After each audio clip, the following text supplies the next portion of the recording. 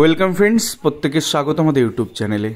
যে সমস্ত ভিউয়ার্সরা প্রথমবার চ্যানেলটি দেখছেন তারা অবশ্যই চ্যানেলটিকে সাবস্ক্রাইব করে দেবেন এবং চ্যানেলের পাশে থাকা বেল আইকনটি প্রেস করবেন, যাতে এই ধরনের খবরাখবর সবচেয়ে আগে সবচেয়ে দ্রুত আপনাদের কাছে পৌঁছে যায়। তো আজকে যে বিষয় নিয়ে আমরা আলোচনা করব সেটা হচ্ছে, আজ থেকে প্রাথমিকে 32,000 কাউন্টডাউন শুরু। তার কারণ যে ডিভিশন বেঞ্চ অ্যাসাইন হয়েছে 32,000 মামলার জন্য জাস্টিস তপব্রত স্যার এবং জাস্টিস ঋতব্রত স্যারের যে বেঞ্চ কোর্ট নাম্বার 11-তে, সেই বেঞ্চ কিন্তু আজকে থেকে আবার ফাংশন তাদের শুরু হচ্ছে, অর্থাৎ আজকে থেকে প্রিন্সিপাল বেঞ্চে তারা বসছেন এবং এই মামলার মেনশনিং পর্ব হয়তো আজকেই শুরু হয়ে যাবে এবং খুব দ্রুত এটা লিস্টে আসবে এবং খুব তাড়াতাড়ি এর শুনানি কিন্তু সম্পন্ন হবে বলেই আশা করা যাচ্ছে বিভিন্ন মহল থেকে। এখন বিষয়টা হচ্ছে, এই 32,000 মামলাটার মধ্যে আমরা জানি অ্যাপটিউড টেস্ট এবং ইন্টারভিউ একটা ফান্ডা, কিন্তু যদি অর্ডার কপি আপনার প্রত্যেকে পড়ে থাকেন দেখবেন শুধুমাত্র এই একটা দুটো ফান্ডার জন্য টোটাল 32,000 স্যাটিসফাইড হয়নি, এন্টার রিক্রুটমেন্ট স্যাটিসফাইড করেনি। কিন্তু 32,000 স্যাটিসফাইডের মূল কারণ অ্যাপটিউড টেস্ট এবং ইন্টারভিউ হয়ে থাকলে এর পাশাপাশি ডিভিশন বেঞ্চের যে বিষয়গুলো আনুষঙ্গিক আলোচনা হবে প্রত্যেকটা জিনিস কিন্তু আপনাদের ধরে ধরে দেখানোর চেষ্টা করছি। কিছুটা অংশ ভিডিওটা শেষ পর্যন্ত দেখবেন, তাহলে গোটা বিষয়টা বুঝতে পারবেন। প্রায় 8 বছর সময় ধরে প্যানেলটাকে ধামাচাপা দেওয়া হচ্ছে। তার ন্যাচারাল জাস্টিস কি বলছে? ন্যাচারাল জাস্টিসের এখানে যে সমস্ত প্রার্থী চাকরি পাননি এই প্যানেলে, যারা ফিট হতে পারতেন অনেক কয়েক হাজার প্রায়, তো সুপ্রিম কোর্টের একটা ভার্ডিক্ট রয়েছে যেখানে পরিষ্কারভাবে বলা আছে যে সমস্ত অ্যাসপিরেন্ট যারা পরীক্ষা দিয়ে থাকে তাদের একটা ন্যাচারাল জাস্টিস রয়েছে।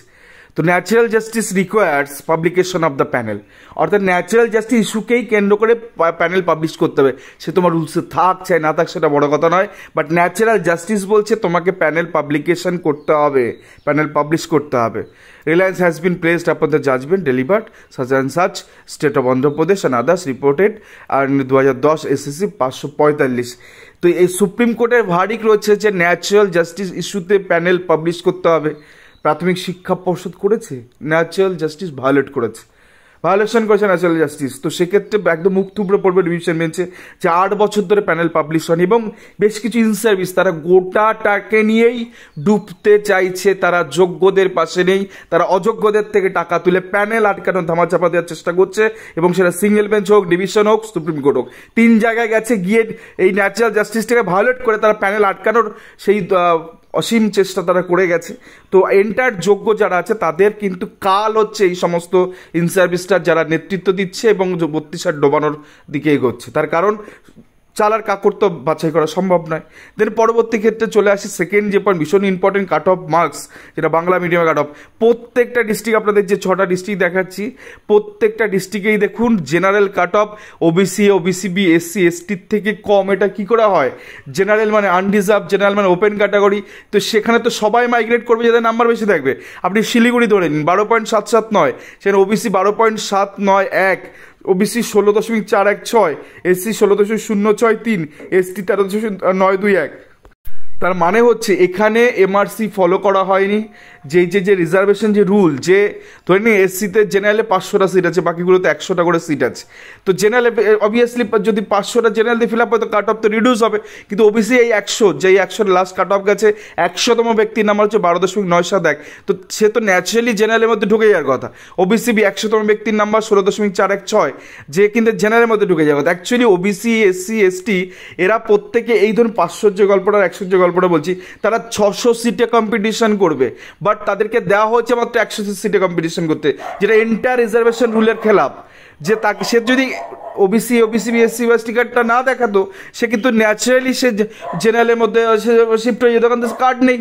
তো সে কার্ড দেখিয়েছে বলে তার কাল হয়ে গেছে, এই জন্য ওবিসি 16.416 পেয়ে সে কিন্তু 5 পেয়ে সে কিন্তু বাইরে পড়ে গেছে, আর 12.779 পেয়ে সে কিন্তু চাকরি পেয়ে গেছে। আপনি মালদায় চলে আসুন 10.252, অথচ ওবিসি এর নাম্বার 20.706, অর্থাৎ 705 ব্যক্তি চাকরি পায়নি, 20.704 ব্যক্তি চাকরি পায়নি। তার কারণ ওই যে বললাম 500 আর 100 গল্প, যে 100টা সিট হয়তো ওবিসিতে দেওয়া ছিল, 500টা জেনারেল ছিল, তাদের হিসাব মতন ওবিসি প্রার্থী 600টা সিট পাওয়ার কথা, অর্থাৎ 600টা সিটে কম্পিটিশন করবে, আগে জেনারেল 500 দেন, না হলে নিজের 100। তো এই ক্ষেত্রে কি করলো, শুধুমাত্র 100 সিটে তাদের মধ্যে সীমাবদ্ধ রাখা হচ্ছে, 500 সিটে ঢুকতেই দেওয়া হয়নি, যার জন্য এই রকম ধরনের একটা কাট অফ আপনারা দেখতে পাচ্ছেন। এন্টার 42,000-এ সংরক্ষণ নীতি মানা হয়নি, রিজার্ভেশন রুল ফলো করা হয়নি।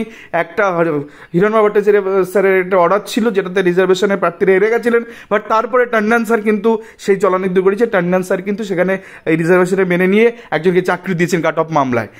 তো তারপরে চলে আসি পরের পয়েন্ট, ভীষণ গুরুত্বপূর্ণ এই পয়েন্টটা, অ্যাপটিউড টেস্ট এবং ইন্টারভিউ ছাড়াও যে গুরুত্বপূর্ণ পয়েন্টগুলো আসবে, যেমন other than Bangla medium, ST, all medium, অর্থাৎ এসটি বাদ দিয়ে সম্পূর্ণ ক্যাটাগরি অর্থাৎ 42,949-এর মধ্যে যে সিটে নিয়োগ দিতে পারতো এসটি ছাড়া সেটা হচ্ছে 40,667, আর এসটি সিট ছিল 2,482 জন। আপনি ব্রেকআপ তালিকা দেখবেন সেখানে এসটি নিয়োগ পেয়েছে 939 জন 28/11/2022-এর ব্রেকআপ তালিকা হিসেবে। তাহলে যে এসটি ভ্যাকান্সি, সেই ভ্যাকান্সি মানে এসটি বাদ দিয়ে যে অল মিডিয়ামের ভ্যাকান্সি সেটা 40,467, সেই এসটি সিটটাকে কনভার্ট করা হয়েছে জেনারেল, এসসি, এসটি, ওবিসি, মানে আপনার ধরুন এই জেনারেল পেয়েছে, ওবিসি পেয়েছে, ওবিসি বি পেয়েছে, এসসি পেয়েছে, তো এরা তো পেতে পারে না। সেক্ষেত্রে ম্যাক্সিমাম নিয়োগ হতে পারতো আদার দেন এসটি অল মিডিয়ামে 40,467, সেটা ওভারসিটে নিয়োগ করে দিয়েছে 41,601, যেটা টোটালি ইললিগাল, এটা হতে পারে না। আর টোটাল দেখুন 1,134টা অতিরিক্ত নিয়োগ করে বসেছে, এসটি সিটটা কনভার্ট করেছে। তো পদ্ধতিগত ভুল, সুপ্রিম কোর্টে এসএসসি বাতিল হলো, কারণ পদ্ধতিগত ভুল, নিয়মে কে যোগ্য কে অযোগ্য সেটা পরের কথা, বাট পদ্ধতিগত ভুলে তুমি করতে পারো না। দেন আরও 6টা ডিস্ট্রিক্ট দেখাই, যেখানে মুর্শিদাবাদে 224, নদিয়াতে 171, হুগলিতে 83, পূর্ব মেদিনীপুরে 53, পশ্চিম মেদিনীপুরে 386, পুরুলিয়া 15, এগুলো ওভারসিট, একদম রুল পারমিটই করছে না, 2016 পিটিআর রুলস পারমিটই করছে না, যেখানে গিয়ে একটা মানে নোটিফাইড ভ্যাকান্সি থেকে একটা যদি ভ্যাকান্সি বেশি পরিষ্কার লেখা আছে, যদি সুপারনিউমারি হয় বা এক্সট্রাভাবে কোনোভাবে দেওয়া হয় নোটিফাইড ভ্যাকান্সির বাইরে, তাহলে আর্টিকেল 14-16 ভায়োলেট হচ্ছে। আর আর্টিকেল 14-16 ভায়োলেট হয়েছে বলেই 26,000 কিন্তু চাকরি বাতিল হয়েছে এসএসসি মামলায়। তো 14-16 টাচ করা যাবে না। সেখানে এই যে ভ্যাকান্সিগুলো অতিরিক্ত সিট, এটা তো ফিউচার রিক্রুটমেন্টের ভ্যাকান্সি, যে সেখানে যে সমস্ত অ্যাসপিরেন্ট পরীক্ষা তাদের ভ্যাকান্সিগুলো, তো সেটা কী করে 42,949-এর মধ্যে এসে আবার আপনার দেখুন এই যে 6টা ডিস্ট্রিক্টে 10,000 মানে টোটাল ভ্যাকান্সি 9,910টা, তো সেক্ষেত্রে 10,842 জন অর্থাৎ 932 জনকে অতিরিক্ত নিয়োগ করেছে, পদ্ধতিগত ভুল, আর্টিকেল 14-16 ভায়োলেশন হয়েছে রিক্রুটমেন্টে। দেন পরবর্তী চলে আসে, এটা তো হতেই পারে না, গেজেটে আছে যে প্যারা টিচার যারা আছে তাদের ইন্টারভিউ এবং অ্যাপটিউড টেস্টের, যেমন ইন্টারভিউ তাদের হবে 5-এর মধ্যে, বাট অ্যাপটিউড টেস্টের জায়গায় তাদের এক্সপিরিয়েন্সটা এখানে থাকবে, যে কত নাম্বার ইয়ারমার্ক ভ্যাকান্সি যেগুলো প্যারা টিচারের কথা বলছি, তো ইন্টারভিউ তারা দিচ্ছে ওখানে 5 নম্বরের মধ্যে, বাট সেক্ষেত্রে তাদের টিচিং এক্সপিরিয়েন্সের উপর তাদের নাম্বারগুলো থাকবে। তো সেই নাম্বারটা যদি 4 বছরে কম হয় 1 পাবে, দেন 4 বছর থেকে 6 বছর হলে 2 পাবে, 6 থেকে 8 হলে 3 পাবে, 8 বছর থেকে 10 বছর 4 পাবে, 10 বছর উপরে 5 পাবে, বাট ফ্র্যাকশনে নাম্বার নেই। 1.22, 1.33 এরকম নাম্বার পাওয়ার কথাই নয়, কারণ তাদের অ্যাপটিউড টেস্টের জায়গায় তাদের এক্সপিরিয়েন্সের নাম্বারটা ওখানে ক্যালকুলেট হবে। এন্টায়ার রিক্রুটমেন্টে দেখবেন এখানে তাদের ফ্র্যাকশনে নাম্বার দেওয়া হয়েছে, যার জন্য কিন্তু 1, 2, 3, 4, 5-এর পরিবর্তে সেগুলো কিন্তু সরাসরি ফ্র্যাকশনে চলে গেছে। তো এন্টায়ার রিক্রুটমেন্ট এখানে বায়াসড, ঠিক আছে, এটা হতে পারে না এই প্যারা টিচারের ক্ষেত্রে। পরবর্তী ক্ষেত্রে চলে আসি, সাব রুলস 5-এর B1 রুল 8 অনুসারে 2016 সালে প্রাথমিক শিক্ষক নিয়োগে মেধা তালিকা প্যানেল তৈরি করা হয়নি, যথাযথভাবে প্যানেল এইভাবে হয় না, ফলে আনরিজার্ভ ভ্যাকান্সিতে মেধাবী সংরক্ষিত শ্রেণীর প্রার্থীরা স্থান পায়নি, এটি সম্পূর্ণ রিক্রুটমেন্ট রুল বিরোধী। মানে এখানে যেটা বলতে চাচ্ছি যে কমিউনাল রিজার্ভেশন হচ্ছে, যেটা কিনা আমাদের এই যে Sourav Yadav others versus the state of Uttar Pradesh, সেটা টোটালি কিন্তু প্যারা নাম্বার সাজেন্স আছে, ওদের কিন্তু 69,000 হিসাব মতন গেছে। তো এটা হতে পারে না যে কমিউনাল রিজার্ভেশন একটা মানে আনরিজার্ভ সিটটাকে কোনোভাবে কমিউনাল একটা শ্রেণীকে দিয়ে দেওয়া, এটা কোনোভাবেই একটা রিক্রুটমেন্টে হতে পারে না, যেটা এই রিক্রুটমেন্টে হচ্ছে। তো 32,000 অ্যাপটিটিউড টেস্ট এবং ইন্টারভিউ ছাড়া এই ধরনের পয়েন্টগুলো কিন্তু ফেস করতে হবে যারা ইন সার্ভিস আছে তাদের। তো এর প্রোটেকশান তারা কিন্তু আমি বলো নিতে পড়লেও প্রোটেকশান যদি প্যানেলটাকে বাঁচাতে হয়, তার কারণ এগুলো কিন্তু প্রত্যেকটা অ্যাডভোকেট কিন্তু এই মানে তাদের কনক্লুশন পার্টটা কিন্তু বা আর্গুমেন্ট পোর্শনে কিন্তু এগুলো আসবে, কারণ এন্টায়ার রিক্রুটমেন্ট এগুলো হচ্ছে। আরও একটা বড় জিনিস দেখে আপনাদের যে 2016 সালে প্রাথমিক শিক্ষক নিয়োগের রুল 7 অনুসারে যে সিলেকশন কমিটিতে যারা থাকবে, একটু গেজেটটা পড়ে নেবেন, দেখবেন কারা কারা থাকে। SC/ST কমিশনের লোক, ডিপিএসসির প্রতিনিধি, ডিএমের প্রতিনিধি থাকে, চেয়ারম্যান থাকবে, মানে এই টোটাল যে একটা সিলেকশন কমিটিতে প্রায় 17-18 জন মেম্বার মিনিমাম এখানে থাকার কথা। তো সেটাকে সাইড কাটিয়ে দিয়ে একটা অবৈধ সংস্থা, যেটা চার্টার্ড অ্যাকাউন্ট ফার্ম বা সুরাং কোম্পানি, তাদেরকে দিয়ে প্যানেল তৈরি করা হয়েছে। তাদের মধ্যে SC/ST কমিশনে কোনো কেউ ছিল না। আর সব থেকে গুরুত্বপূর্ণ, প্যানেল হয়ে যাওয়ার পরে সেটা অ্যাপ্রুভালের জন্য শুধুমাত্র বোর্ড অ্যাপ্রুভ করলে হয় না, এই যে SC/ST কমিশনের কাছেও এটা প্যানেলটাকে অ্যাপ্রুভ করাতে হয়। এবং তার একটা ফান্ড আছে, এটা নিয়ে আমি যাবো না, এটা মামলার বিষয় সংক্রান্ত বিষয়। তো থার্ড পার্টি এজেন্সি যাকে দিয়ে করানো হচ্ছে তাদের মধ্যে SC/ST কমিশনে কেউ ছিল না, এবং প্যানেল অ্যাপ্রুভালের জন্য যখন বোর্ডে পাঠানো হয় তখন একটা কেচ্ছা হয়, যে কেচ্ছাটা এখনও পর্যন্ত কেউ জানেন না, এটা এখন জানাতেও চাইছি, এটা আর্গুমেন্টের সময় শুনে নেবেন। তো সেই কেচ্ছাতে পরিষ্কার যেটা হচ্ছে, এই প্যানেল যথাযথভাবে অ্যাপ্রুভই হয়নি। তো অ্যাপ্রুভাল ছাড়া এই প্যানেল কী করে এক্সিস্ট করে, 1 বছর নিয়োগ কী করে হয়? তো এইগুলো ঠান্ডা মাথায় হোক, মানে এটা সে অঙ্কের মতো পরীক্ষায়, মানে কম্পিটিটিভ পরীক্ষা অঙ্কে পড়ার মতন, যদি মিলে যায় তো মিলে গেল, না হলে জীবনেও ওটা মানে সহজে মাথায় আসবে না। তো সেই জায়গা থেকে যেটা বলার আর কি, যে এই সমীকরণগুলো মেলানো খুব কষ্টকর হয়ে যাবে এনসিআরপিসির তরফ থেকে, তার কারণ এগুলোর অথেন্টিক প্রুফ রয়েছে। এই প্রুফগুলোকে তো আর নয়ছয় করা যাবে না, প্রুফগুলোকে সরানো যাবে না। তো এন্টার মামলাতে 32,000 যেটা আসে সেটা 42,000কে টেনে নিয়ে আসবে, কারণ সেম জিনিস ট্রেনদের ক্ষেত্রেও হচ্ছে। রিজার্ভেশন ওখানে ভায়োলেশন হচ্ছে, ওখানে কমিউনাল রিজার্ভেশন হচ্ছে, তো ট্রেনরাও এখানে, এবং বিভিন্ন ডিস্ট্রিক্টের ট্রেনরা আছে যারা, যেমন পশ্চিম মেদিনীপুর সিট ছিল না, অন্য ডিস্ট্রিক্টে পাঠিয়েছে তাদেরকে, সেটাও ইলিগাল।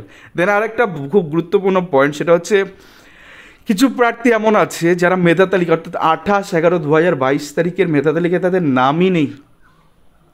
28/11/2022 তারিখে তাদের নামই নেই। তো একজন প্রার্থী চাকরি পেয়েছে, সে কী বলবো, দেখ আমার ব্রেকআপ তালিকায় নাম আছে। বাট আপনি ভাবুন যে এরকম সংখ্যাটা আমরা প্রায় 78 জন বলেছি, বাট এই সংখ্যাটা অনেক, কত আছে কেউ জানে না, যে তাদের ব্রেকআপে নাম নেই, তাদের অন্য কিছুতে ওই যে তালিকা সেখানে নাম নেই। তো তারা মামলা বন্ধ করেছে হাইকোর্টে, যে আমাদেরকে ব্রেকআপের মধ্যে ঢোকানো হোক। এবার ধরুন চাকরি পেয়েছে, পর্ষদ কী দিয়ে সার্টিফাই করবে যে এই তালিকাটা যারা চাকরি পেয়েছে এই তালিকার মধ্যে তারা পড়ছে, বাট সেই তালিকাতেই যদি নাম না থাকে তাহলে সে কী করে চাকরি, এই সংখ্যাটা শিক্ষার কোথায় গিয়ে শেষ হবে? প্রাথমিক শিক্ষা পর্ষদে আসতে কোনো ক্লারিফিকেশান দেয়নি, সেই 2022 সালে বেরিয়েছে 28/11/2022, তারপর তো 3-4 বছর হয়ে গেলো, কই তার কিছু রেক্টিফিকেশান তো আসলো না। তো এগুলো ডোবাবে 42,000 টাকায়, তার কারণ এগুলো আর রাস্তা নেই। তো তুমি পদ্ধতিগত ভুল করে ফেলেছো সিলেকশানে, তুমি একটা ব্রেকআপ দিয়েছো, তার মধ্যেও টেট ফেল করে চাকরি, মানে টেটে 3-এর নিচে পেয়ে চাকরি, মাধ্যমিক ফেল করে চাকরি, উচ্চ মাধ্যমিকে ফেল করে চাকরি, ট্রেনিং কোয়ালিফিকেশানে ম্যাক্সিমাম নাম্বার পেয়ে যাচ্ছে। তো এইগুলো তো হতে পারে না। এবং আরও একটা খুব গুরুত্বপূর্ণ পয়েন্ট আপনাদের দেখাবো, যে এই ট্রেন নিয়ে এত সমস্যা, একটা রিক্রুটমেন্টে দেখুন পরিষ্কার লেখা আছে আনট্রেন এই প্রার্থী। তো আনট্রেন এই প্রার্থী যখন ব্রেকআপ তালিকাতে আপনি গেলেন, তখন কি দেখছেন তিনি ট্রেন্ড হয়ে গেছেন। এটা কি হাউ পসিবল? এটা পসিবল হলো কী করে? তিনি অ্যাপ্লিকেশন করলেন 26/9/2016 তারিখে মানে নোটিফিকেশান ছিল, তো সেই নোটিফিকেশানে তিনি অ্যাপ্লাই করলেন অ্যাজ দ্য আনট্রেন, বাট যখন এই 28/11 তারিখে ব্রেকআপ বেরিয়ে গেল, তিনি তখন ট্রেন্ড হয়ে গেলেন। তো এগুলো তো ভোগাবে না, এগুলো পদ্ধতিগত ভুল নয়। মানে এটা আপনি কী করে কোর্ট তো কাগজ দেখবে, কোর্টে আপনি ফেলে দিলেন এই কাগজটা, বললেন যে আনট্রেন হিসেবে অ্যাপ্লাই করেছে, ট্রেন হিসেবে চাকরি, আর এত শর্ট টাইমের মধ্যে সার্টিফিকেটটা কোথা থেকে পেলো জিনিসটা? মুশকিল না? এগুলো আপনি কী করে আটকাবেন? খুব মুশকিল।